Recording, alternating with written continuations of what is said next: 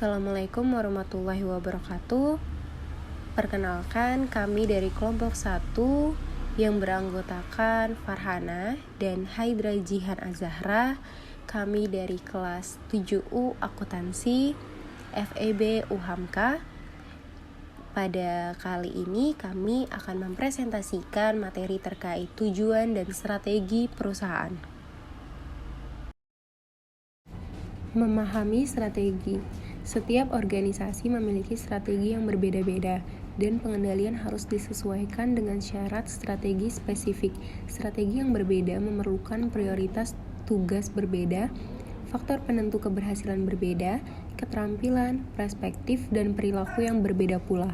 Strategi adalah rencana-rencana untuk mencapai tujuan organisasi tersebut. Untuk mengimplementasikan strategi tersebut diperlukan suatu alat, yaitu sistem pengendalian manajemen. Tiap organisasi memiliki strategi dan pengendalian yang berbeda-beda sesuai dengan tujuan yang ingin dicapai.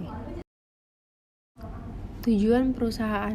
Tujuan perusahaan ditentukan oleh pemimpin manajemen puncak, Chief Executive Officer atau CEO, perusahaan yang bersangkutan, dengan mempertimbangkan nasihat yang diberikan oleh para manajer senior lainnya dan biasanya kemudian diratifikasi oleh dewan direksi. Pada banyak perusahaan, biasanya dirancang oleh para pendirinya serta berlaku untuk generasi selanjutnya. Kemudian di sini ada profitabilitas. Profitabilitas atau ROI terdiri atas persentase profit margin dan investment turnover. Profitabilitas lebih mengacu pada profit jangka panjang daripada suatu periode dalam 1 tahun atau current quarter. Sebab beberapa pengeluaran saat ini bisa jadi menurunkan profit saat ini, tapi dapat meningkatkan profit dalam jangka panjang. Dan kemudian di sini ada memaksimalkan nilai pemegang saham. Konsepnya adalah tujuan yang semestinya bagi sebuah perusahaan yang mencari laba adalah memaksimalkan nilai pemegang saham. Meskipun arti istilah itu sendiri tidaklah terlalu jelas, mungkin hal tersebut mengacu pada harga pasar saham perusahaan. Kemudian di sini ada resiko. Upaya sebuah organisasi perusahaan untuk meningkatkan profitabilitas sangat dipengaruhi oleh kemauan pihak manajemen untuk mengambil resiko. Tingkat pengambilan resiko sangat bervariasi, tergantung pada kepribadian atas masing-masing individu di jajaran manajemen. Dan di sini juga ada pendekatan banyak stakeholder. Organisasi-organisasi terlibat dalam 3 jenis pasar modal, pasar produk, dan pasar faktor. Perusahaan bertanggung jawab pada stakeholder. Idealnya, sistem pengendalian harus mengidentifikasi tujuan setiap stakeholder dan mengembangkan scorecard untuk melacak kinerja. Konsep strategi. Strategi mendeskripsikan arah umum yang akan dituju suatu organisasi untuk mencapai tujuannya. Dari tabel berikut, di sini ada analisis lingkungan, pesaing. Di sini pesaing apakah sudah banyak atau sedikit. Kemudian ada konsumen, konsumennya siapa. Kemudian pemasok, pemasoknya sudah ada atau tidak. Jika ada, kita bisa mendapatkan pemasok yang utama, yang paling besar, sehingga nantinya bisa dapat bersaing.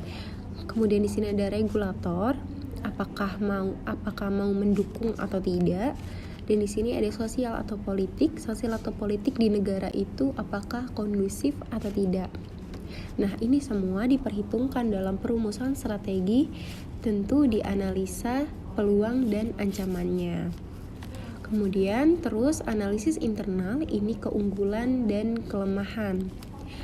Di sini ada teknologi. Misalnya teknologinya bagus berarti keunggulan, tapi jika teknologinya tidak bagus berarti itu kelemahan. Kemudian selain teknologi di sini juga ada pemasaran, distribusi, dan juga logistik.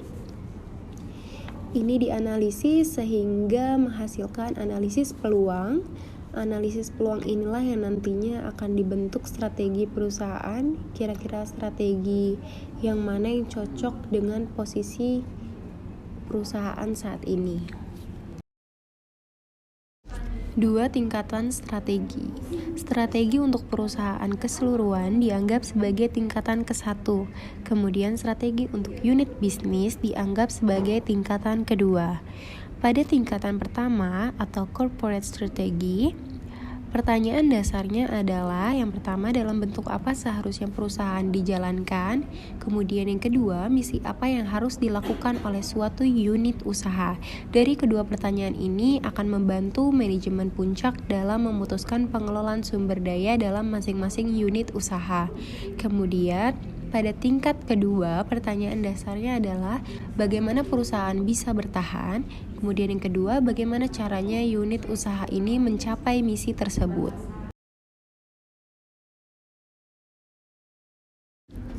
Strategi tingkat korporat.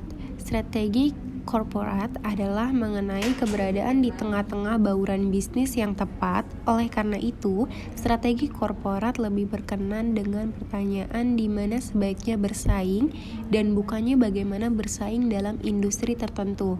Strategi korporat dapat diklasifikasikan menjadi 3 kategori, yaitu industri tunggal atau single industry, yaitu perusahaan berkonsentrasi pada satu usaha saja, dan yang kedua, diversifikasi yang tidak berhubungan, usaha yang tidak terdapat hubungan atau tidak saling berkaitan antara usaha yang satu dengan usaha yang lainnya.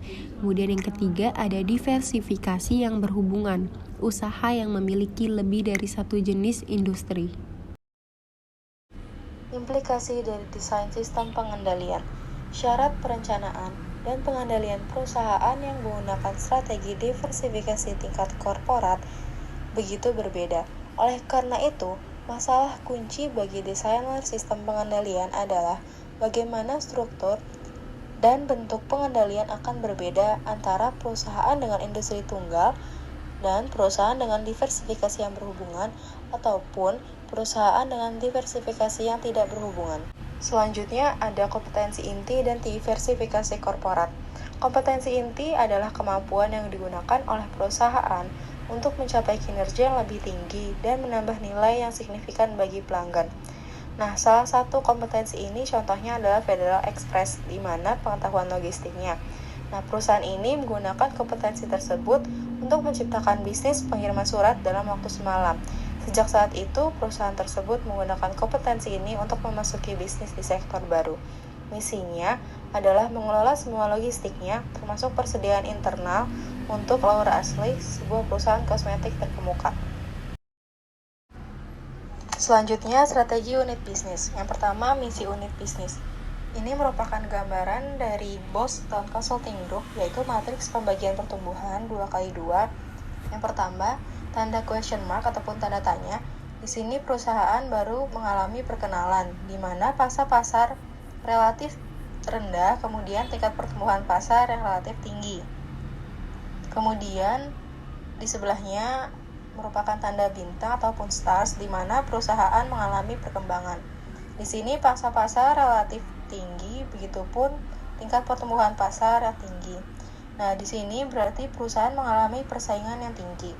Kemudian di bawahnya yaitu ada cash cow ataupun sapi perah kas. Di sini merupakan posisi paling menguntungkan bagi perusahaan karena pangsa pasar relatif tinggi sementara tingkat pertumbuhan pasar mengalami rendah.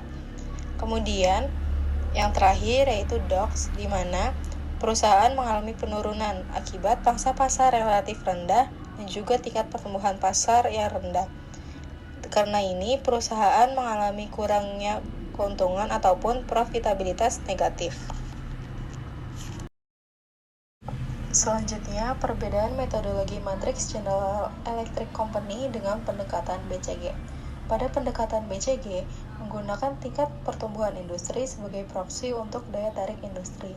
Kemudian, menggunakan pangsa pasar relatif sebagai proksi untuk posisi persaingan yang dimiliki oleh unit bisnis saat ini.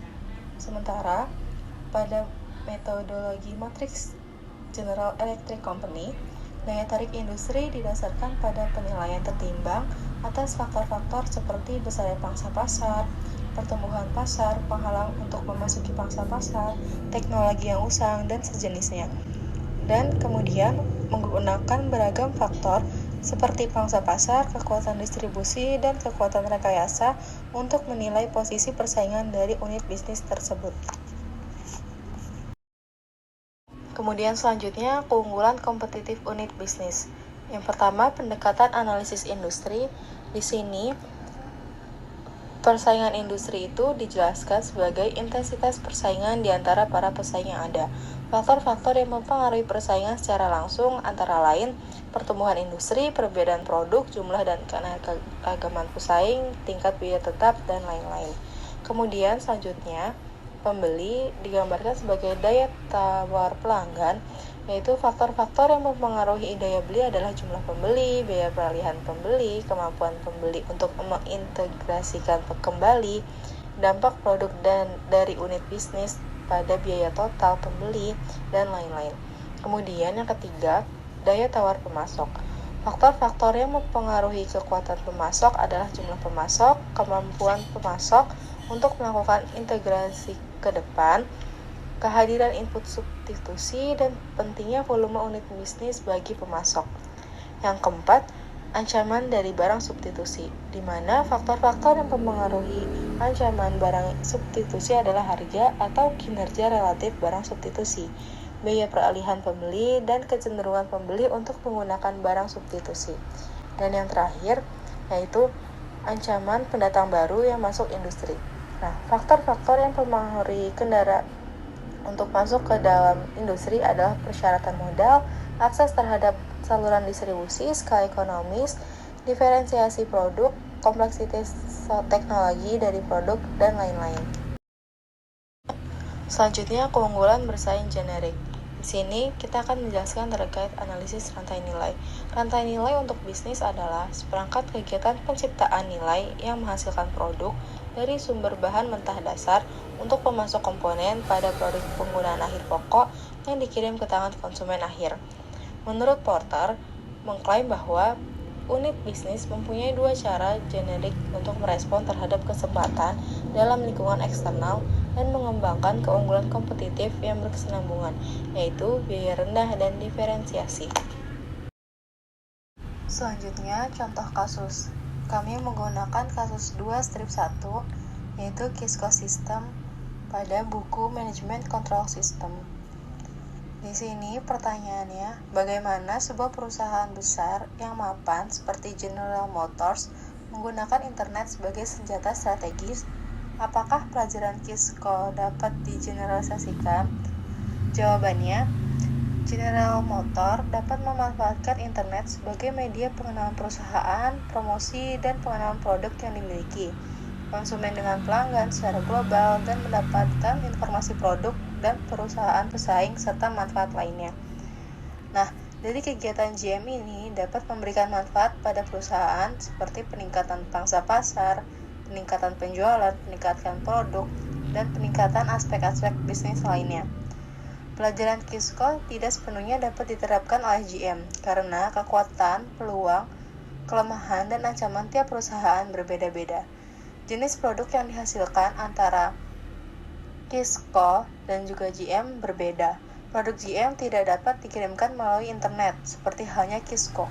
Namun ada beberapa pelajaran yang dapat digeneralisasi seperti pemasaran, produk, hubungan dengan pemasok, aspek fungsi manajemen SDM, dan akses real-time pada data operasional dan finansial yang dilakukan oleh Kisco melalui internet dapat digeneralisasikan oleh perusahaan besar lainnya. Demikian presentasi dari kelompok 1.